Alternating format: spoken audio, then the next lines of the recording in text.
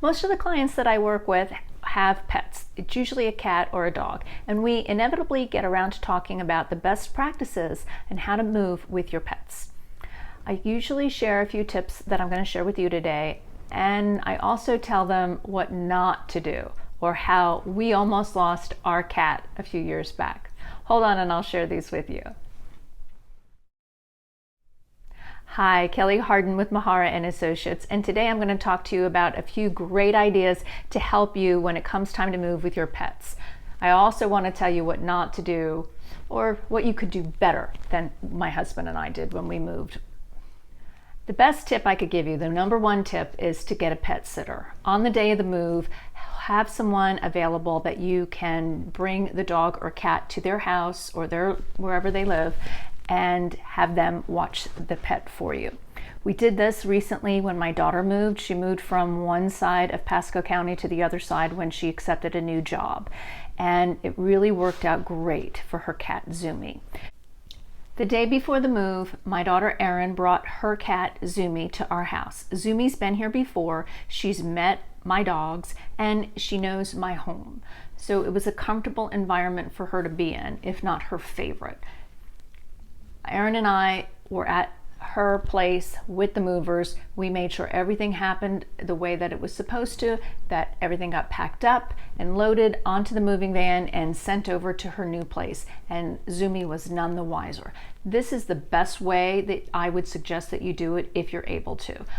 Unfortunately, we're not always able to get a pet sitter. Maybe we're moving out of state. Maybe we don't have anyone available at that time. So a pet sitter is not always an option. Is it, Riley? If a pet sitter is not an option for you, then I would suggest that during the move, you put the dog or cat into a bedroom by themselves, somewhere they are familiar with and they're comfortable in. This is how we almost lost our cat. We put the cat and the dog in, I forget if it was one of the kids' bedrooms or our room, I'm not sure, the day that the movers were there. And somebody opened the door and they got out. The dog, she was really easy to catch, and call her, she comes, get her back in the bedroom. She was fine. It wasn't one of these two. It was an older dog we don't have anymore.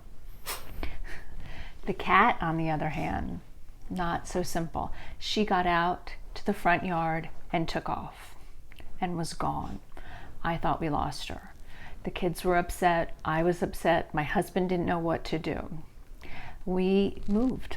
We had no choice. The movers were there. We had to move. The next day, my husband went to the house, and there she was on the front porch waiting to be let in for breakfast. Now you have to understand, she was an inside cat. She'd almost never been allowed outside unless she snuck out. So luckily he was able to catch her and bring her to us. If you don't have a pet sitter and you need to have your pets at the house during the move, I would strongly suggest that you put a sign on the door. We told the kids, my husband knew, the movers knew, but somehow they got out. I don't know who opened the door. It doesn't matter. You don't want that to happen to you. I would put a sign on the door or something on the door that says, don't open this up because the cat's going to get out. Just be safe. The kids were heartbroken. I was crying. Just once you get into the new home, get all of the pets' belongings set up where they're going to be, where they're going to sleep. If it's a cat, where the litter box is going to go, where their food bowls go, everything that you can get assembled for the animal before you bring them into the home. This way, when they come into the house, everything is exactly in the place it's going to stay. We did this for Zumi, my daughter's cat, when she moved. I was pet sitting, if you recall, and after Erin got moved into the new place, she came over, picked up Zumi, and brought Zumi home, where her cat tree was already in the window where she wanted it. Her bed was already where it was going to belong, and her litter box was already all set. So it was an easy transition for Zumi. All of her toys were there. Everything that she needed to feel safe and secure were already at the house, ready to go. and it made the transition very easy for Zooming. And I saved the most important thing for last. The most important thing that you should do is update your dog's contact information. If they have microchips like these two have, make sure that you contact the company and let them know their new address and the new phone number if you have one. If they have a collar, make sure the little tag is changed with your new information as well. Anything you can do to make sure you get them back, God forbid they get lost.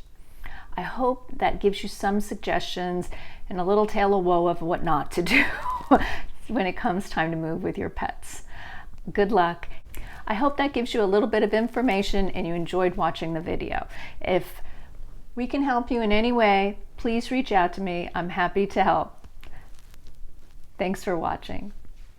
Yes, if I sit on the sofa to do my talks, my dogs like to hang out with me. I'm so lucky.